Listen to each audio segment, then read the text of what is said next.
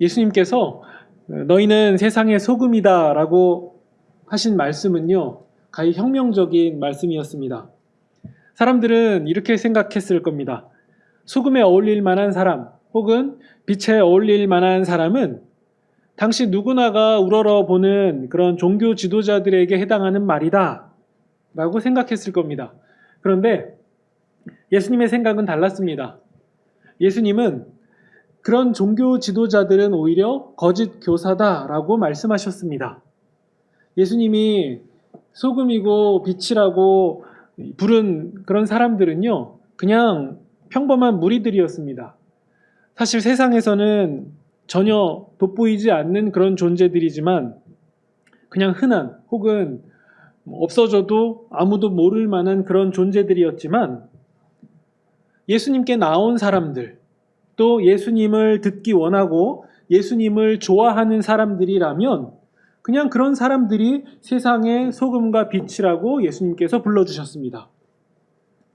하나님의 백성이라면 살인만 하지 않으면 되고 간음만 하지 않으면 되고 또 장로들이 만들어 놓은 어떤 그 법 같은 것들을 잘 지키면 되고 그리고 종교 활동을 열심히 하면 다 되는 줄 알았습니다. 그렇게 하면 하나님의 백성이다라고 생각했었는데 하지만 형제에 대하여서 미련하다, 바보다라고 말하는 것이 살인인지는 몰랐습니다. 이성에 대하여서 음욕을 품는 것이 간음한 것과 똑같다라는 것도 몰랐습니다. 먹기 전에 손만 씻으면 어떤 우상에 대한 어떤 더러운 영향들이 씻겨가서 부정해지지 않는 줄 알았습니다. 사람들이 다 보도록 어떤 사람들이 많이 모이는 장소에서 구제한다거나 기도한다거나 금식을 하면 사람들에게 어떤 좋은 시선을 받고 또 존경심 혹은 괜히 기분 좋아지는 그런 것들 때문에 그래서 나름 자신은 괜찮은 신앙인인 줄 그렇게 착각하고 살았습니다. 근데 예수님이 이걸 다 뒤집어 놓으신 거죠. 예물을 제단에 드리는 것이 예배가 아니다. 먼저 형제와 화목한 것이 예배의 첫걸음이다. 네 마음 가득히 찬 음욕을 그대로 두는 것은 이미 간음한 거다. 깨끗한 손으로 음식을 먹는 것으로 거룩이 유지되는 줄 알았냐? 이 백성이 입술로는 하나님을 공경하되 마음으로는 하나님께서 멀다. 예수님이 이렇게 말씀하셨습니다. 이런 예수님의 말씀 한마디 한마디는요, 굉장히 새로웠습니다. 정확히 말하면요, 본래 구약에 쓰여진 의미와 똑같은데 그래서 전혀 새로운 말씀이 아니어야 되는데 전혀 새롭게 다가왔습니다. 이상하리만큼 새롭게 다가온 거죠. 예수님은 어떤 구약의 말씀을 오용하는 세상의 모든 세력들을 향해서 율법이 본래 주어진 정확한 의미를 생생하게 드러내셨습니다. 그러면서 삶의 열매에 대해서 강조하셨습니다. 진짜 신자는 그 삶에서 맺어지는 열매로 드러난다라는 말씀이었어요. 그러니까 종교 지도자들이 어떤 외식적인 형태로 보여주는 그런 열매들은 다 가짜다. 그들이 맺은 열매를 보니까 그런 나무들은 찍혀서 불에 던져져야 맞다. 오직 아버지의 뜻대로 행하는 자만이 천국 백성이다. 예수님의 이러한 말씀을 듣고 보니까 무리들은 굉장히 놀랄 수밖에 없었습니다.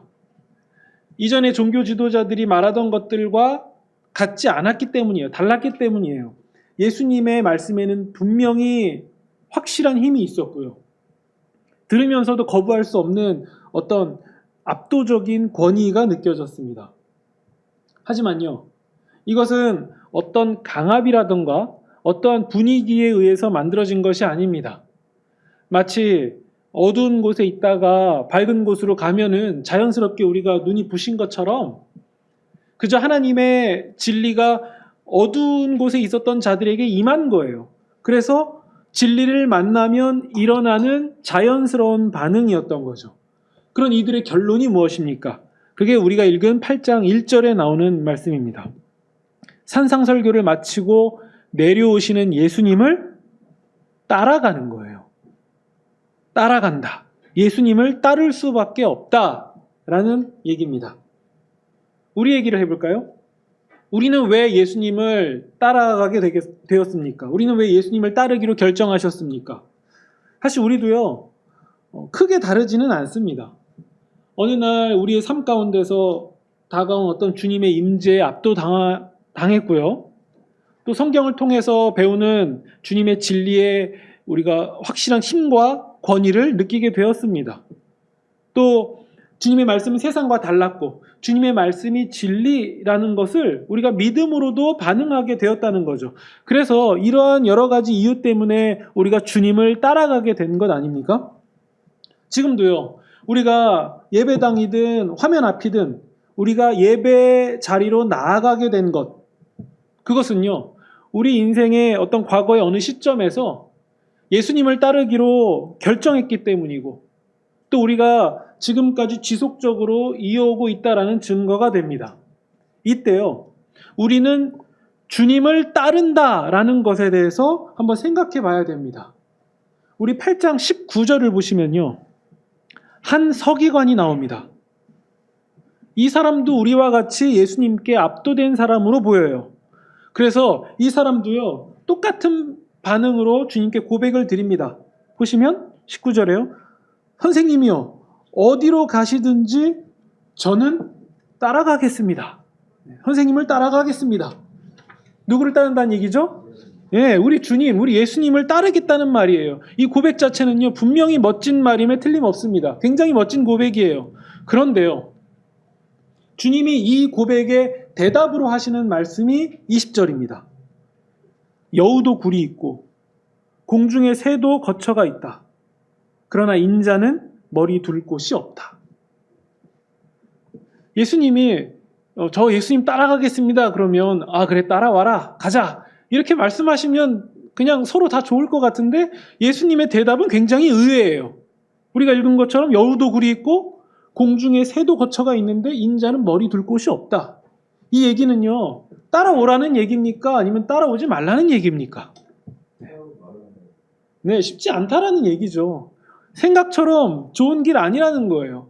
예수님을 따라가는 길은요. 안락한 길이 아니라는 얘기예요. 머리 둘 곳이 없는 길을 따라가는 거고요. 영광의 길도 아니고 빛나는 길도 아니에요. 오히려 고난의 길, 유랑하는 길이었던 거죠. 예수님이 그 길을 설명하고 계신 거예요. 이 길이야 그런데도 따라가겠냐를 물어보시는 거죠. 어쩌면요. 크고 작은 어떤 사회적인 단절이 일어날 수도 있습니다. 세상 어디에서도 안식과 위로를 받을 수 없는 길인 것을 소개하고 계신 거예요.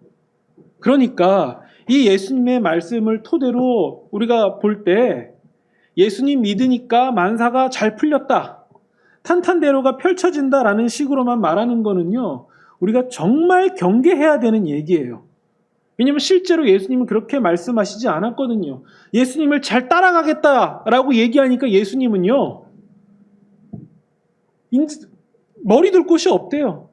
여우도 굴이 있고 공중에 새도 짐승들도 머물 곳이 있는데 인자는 머리 둘 곳이 없다라고 말씀하신 거예요. 그 길은요. 좁고 협착한 길이에요. 남들 다 다니는 큰 길 내버려 두고요. 굳이 좁은 길을 선택해서 가야 되는 길이에요. 그러니까 좁고 길이 협착해서 찾는 자가 많지 않다라는 얘기죠. 주님이 따라오라라는 길은요. 바로 이런 길이에요. 주님이 따라오라라고 한 길이 바로 이런 길이라는 얘기예요. 그런데도 여기 이런 말씀에도 자기들 좋은 대로 결론을 또 가져다 붙이죠. 그 좁은 길도 잘 걸어갔더니 그 끝에 대박이 있더라. 아닙니다. 그런 거 아니에요. 이 세상에서 내가 예수님을 따라가는 사람이 된 것보다 더 큰 대박이란 없는 거예요. 그게 최고의 복입니다. 생각해 보세요. 우리가 수천만 원을 가지고 있는데 100원 얻으면 100원이다 복이다 라고 난리가 납니까? 그냥 100원이에요. 마찬가지로요. 우리가 세상에서 판단하고 생각하는 어떠한 복이 있다 할지라도요. 우리가 이 세상에서 사는 나라는 존재가 예수님을 만나서 예수님을 따라가는 존재가 되었다면 그것과 견줄 수 있는 대박은 없는 거죠. 우리도요. 본문의 무리들처럼 여러 이유로 예수님을 따라 나섰습니다. 예수님이 어떠한 분이신지 우리가 알면 알수록 우리는 예수님의 가르치심에 놀랄 수밖에 없었고요. 또 우리 삶에서 주님께서 베풀어 주신 어떤 은혜와 사랑, 그리고 십자가, 이런 것들을 우리가 깊이 새기면 새길수록 우리는 주님을 따라 나서지 않을 수가 없었던 거예요. 우리가 연약해서 잘 못 간 거지 우리의 마음은 주님을 더욱더 따라가고 싶었습니다.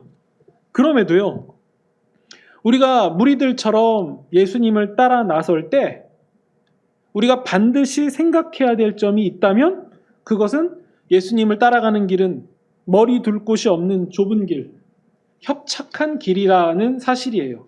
그렇다면요, 우리가 예수님을 따라서 살겠다라는 말은요, 그냥 주말마다 하는 그런 취미생활 개념으로 적당히 따라다닐 수 있는 길은 아니다라는 얘기예요. 이건 확실한 얘기인 거죠.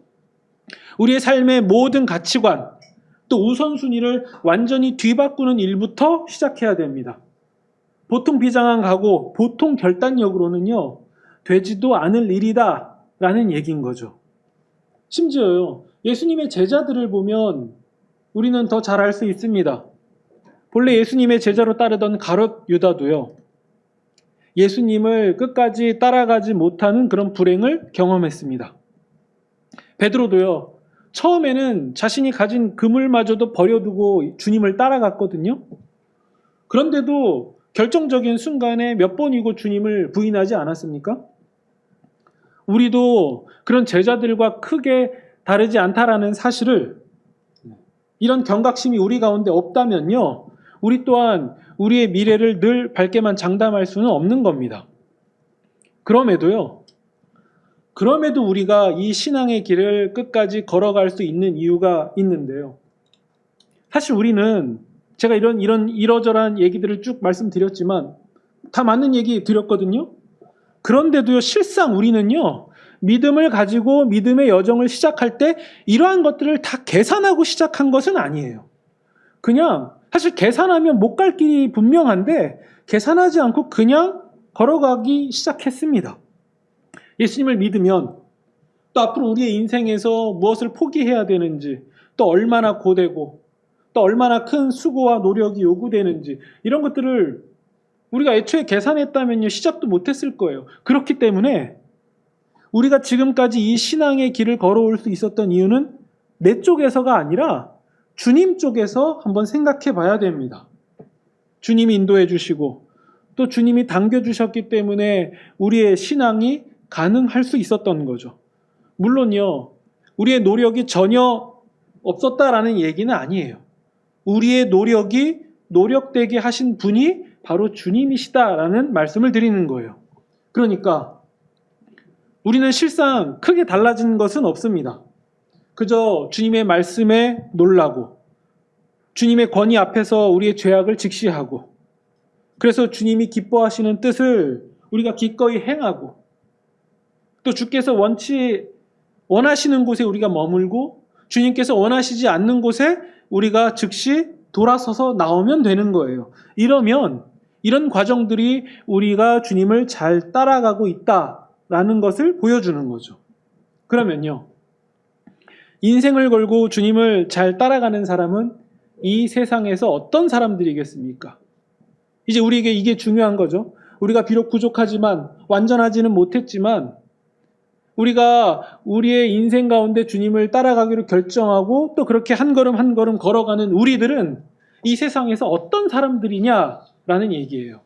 이 얘기가 우리가 읽은 본문에서 나옵니다. 예수님의 모습을 통해서 엿볼 수 있는 거예요. 산상설교, 마태복음 5장에서 7장까지의 설교를 마치신 예수님이 산에서 내려오시는데, 한번 생각해 보세요. 이런 놀라운 설교를 선포하시고 산에서 내려오시면 뭔가 놀라운 일들, 막 그럴싸한 일들, 근사한 일들 펼쳐져야 되는 거 아닙니까? 그런데 그런 설교를 하시고 내려오신 예수님이 가장 첫 번째로 마주하게 된 상황은요, 나병 환자예요. 나병 환자를 만나게 됩니다. 그러니까 그럴싸해 보이지 않아요. 뭔가 화려해 보이지 않습니다. 오히려 절망적이에요. 나병 환자를 만난 거예요. 2절을 보시면요, 나병 환자는 예수님께 치유받기를 원했습니다. 예수님도 그가 치유되기를 원하셨고, 그래서 레위기에 기록된 그런 절차대로 제사장에게 몸을 보여서 완치됐음을 증명해서 하나님 앞에서 깨끗한 한 사람으로 살아가라 라는 것을 말씀하셨어요. 여기서 우리가 근데 주목해서 봐야 될 부분이 어디냐면요, 3절에 손을 내밀어 그에게 대시며 라는 부분이에요. 손을 내밀어 그에게 대시며. 우리가 한번 생각해 보세요. 요즘에는 잘 못 보셨겠지만 인터넷에서라도 이렇게 나병 이렇게 좀 쳐보면요, 검색해 보면요, 그 사진을 보고도 손을 쉽게 댈 수 있는 사람들이 많지 않을 거예요. 정말 그렇더라고요. 그런데 그 정도 수준의 차원이 아니었어요. 그냥 꺼려져서 손을 못 대는데 예수님은 대셨다라는 정도가 아니라, 이 당시의 상황을 보면요, 나병은요, 거룩한 자들이 접촉해서는 안 되는 레위기 말씀, 레위기 계명이 있었기 때문이에요. 사실 레위기의 계명을 지키고자, 자신의 거룩성을 지키고자 해서 나병 환자에게 손을 대지 않는 거였죠. 거룩한 사람이 부정해지는 거거든요. 그래서 하나님의 백성들은요, 나병뿐만 아니라 유출병 혹은 시체 이런 것들을 만지지 않았어요. 왜냐하면 만지는 순간 내가 부정해진다라고 율법에서 그렇게 배워왔기 때문이에요. 그런데 예수님은요, 그런 맥락 가운데서 일부러 손을 내밀어서 만진 거예요. 그럼 사람들이 볼 땐 이런 생각하죠. 예수님이 용감하게 만지셨네, 이게 아니라 예수님이 왜 하나님 말씀과 다르게 부정하게 되는 상황을 일부러 저렇게 하시지? 왜 스스로를 부정하게 만들지? 라고 사람들은 생각했을 거예요. 레위기 법대로 하면요, 예수님은 목욕하셔야 되고요, 옷을 빨고 저녁까지는 부정한 상태로 계셔야 돼요. 근데 예수님은 이 점을 모르셨을까요? 절대 그럴 수가 없어요. 왜냐면요, 우리가 읽은 4절 말씀도 레위기 말씀이거든요. 예수님이 레위기 말씀을 가지고 말씀하시는 거거든요. 그러니까 레위기 법을 너무도 잘 아신다는 거죠. 레위기의 말씀을 너무도 잘 아시는 분이 손을 내밀어서 나병 환자에게 대셨다라는 사실이에요. 그러면 예수님은요, 왜 손을 내밀어서 만지셨습니까? 산상설교를 통해서 새 계명을 들은 예수님의 사람들이, 예수님을 따르는 사람들이 이제 세상에서 어떤 사람인지를 직접 행동을 통해서 보여주신 거기 때문에 그렇게 하신 거예요. 하나님의 사람들은 어떻게 정결하게 됩니까? 우리도 율법대로 목욕하고 깨끗하게 청결을 유지해서 거룩한 사람이 유지가 되는 겁니까? 예수님 이전에는요, 정한 자가, 거룩한 자가, 그러니까 정한 자가 부정한 것에 닿으면 부정해졌지만 이젠 달라진 거예요. 정한 자가 부정한 것에 닿으면요, 결론은 정해지는 거예요. 이게 오늘 본문의 핵심이라는 거죠. 정한 자가 부정한 것에 닿았을 때 부정해지는 게 아니라, 정한 자가 부정한 것에 닿으면 그 부정한 것마저 정해진다. 이게 핵심이라는 거죠. 2020년 우리 시작한 지 얼마 안 된 것 같은데 벌써 집콕하고 방역하고 하다 보니까 다 가버렸거든요. 이제 성탄절이 코앞으로 다가왔습니다. 예수님이 육체를 입고 오신 성탄도요, 육체를 입고 이 땅에 오신 성탄도 우리가 읽은 본문의 나병 환자 사건과 같은 맥락으로 이해할 수 있습니다. 예수님은요, 죄악으로 얼룩진 부정한 세상 가운데 오셨습니다. 그러면 예수님은 부정해지셔야 되잖아요. 그런데 예수님 때문에 세상이 정해졌습니다. 거룩하게 됐다는 거죠. 예수님은요, 인간의 가장 약한 모습, 약한 상태, 순수하고 정결한 모습인 아기의 모습으로 나셨습니다. 강하고 악독하고 음란한 세상에 오셔서 그런 것들에 물들 법도 하신데, 오히려 어둠은요, 빛을 견디지 못했습니다. 아기의 모습으로 오셔서 세상을 환하게 비춰주셨습니다. 그래서 예수님의 오심으로 인해서 세상은 정하게 됐고요, 음지에 있던 죄인들이 빛 가운데 들어갈 수 있게 된 거예요. 오히려 음지에 있던 죄인들을 향해서 예수님은 너희들이 빛이다라고 말씀하셨어요. 그런 너희가 이 세상에서 맛을 낼 것이다. 소금이다. 이런 말씀을 하신 거죠. 그리고 정말 그렇게 됐습니다. 또 그렇게 되어 갔습니다. 마찬가지예요. 좁고 협착하고 머리 둘 곳 없는 예수님을 따라가는 자들은요, 예수님처럼 바울처럼 고난과 유랑의 길을 걸을 수밖에 없습니다. 왜냐면요, 예수님을 따른다라는 것은 세상의 보편적인 방식과는 다르게 살아가겠다, 다른 결정을 하겠다라는 얘기거든요. 그러니까 세상과 다를 수밖에 없고 늘 마찰이 생깁니다. 이것을 우리는 예수님을 닮아간다라고 표현하는 거죠. 우리가 하늘의 진리, 그리고 주님의 말씀을 우리가 가졌음에도 불구하고요, 우리는 세상 속에서 살면서 나병과 같은 현실을 마주하게 될 수밖에 없는 거예요. 이건 자연스러운 겁니다. 우리가 예수님을 잘못 믿어서 그런 상황을 마주하는 게 아니에요. 우리가 예수님을 잘 믿었기 때문에, 잘 따라가기 때문에 그런 상황을 마주할 수도 있는 거예요. 그러면요, 그때 주님이 우리에게 기대하시는 게 있습니다.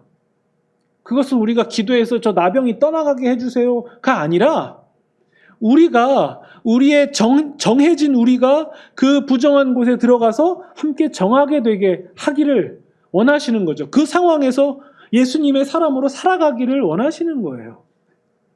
그래서 핵심은 우리 때문에 세상이 정하여진다. 즉, 우리가 예수님을 따라가는 사람이 되었다면 그 사람은 뭐 하는 사람이냐? 이 세상 가운데서 부정한 것에 닿아서 그것을 정하게 만드는 사람들이다. 바로 이 얘기죠. 이 얘기는 마술 주문 같은 어떤 그런 개념이 아닙니다. 우리가 가고 서는 모든 영역에서, 우리에게 닿는 모든 사람들, 모든 영역에서 우리가 예수 그리스도를 남기기 때문에 당연히 세상이 정해질 수밖에 없는 거예요. 그렇다면요, 우리는 여전히 예수님을 따라갈 이유가 있는 겁니다. 이 예수님을 닮아서 이 땅에서 예수님처럼 살아간다는 것은요, 다른 표현으로는 우리가 하나님 아버지의 뜻대로 행하는 것이고, 또 이것은 곧 우리가 천국 백성임을 증명하는 길입니다. 성령께서 우리 가운데 계셔서 내 삶이 예수께서 사시는 삶이라면 우리는 세상 그 어떠한 부정함보다도 더욱 정한 겁니다. 이것을 우리가 한 단어로 구원이라고 표현하는 거죠. 이것은 거룩하신 분께서 부정한 세상 가운데 오신 성탄의 의미와도 부합합니다. 그래서 우리는 세상의 부정함에서 어찌할 수 없는 사람들을 향해서 시선을 둘 수밖에 없는 겁니다. 그래서 신자는 이러한 일들을 하는 거죠. 상처와 고난으로 어떤 삶의 의욕을 잃은 사람들, 혹은 여전히 밉상에서 벗어날 수 없는 지체들, 혹은 육체의 한계와 사회의 어떠한 벽에서 좌절할 수밖에 없는 그런 사람들, 우리 주위에 있는 이런 사람들에 대해서 우리가 포기하면 안 됩니다. 예수님은요, 우리를 통해서 우리 사회와 세상을 정결하게 하시기로 계획하셨습니다. 우리가 성탄이 가까워오는 이 시기에 이 점을 우리가 마음 가운데 깊이 간직한다면 그것은 성탄의 진정한 의미와 우리는 부합할 수 있습니다. 그래서 우리를 세상의 소금이요 빛이라고 부르신 그런 주님의 부르심에 걸맞는 우리의 행실로 세상에서 진정 맛을 내고 밝히는, 또 정하게 하는 그런 저와 여러분이 되시기를 주님의 이름으로 축원드립니다.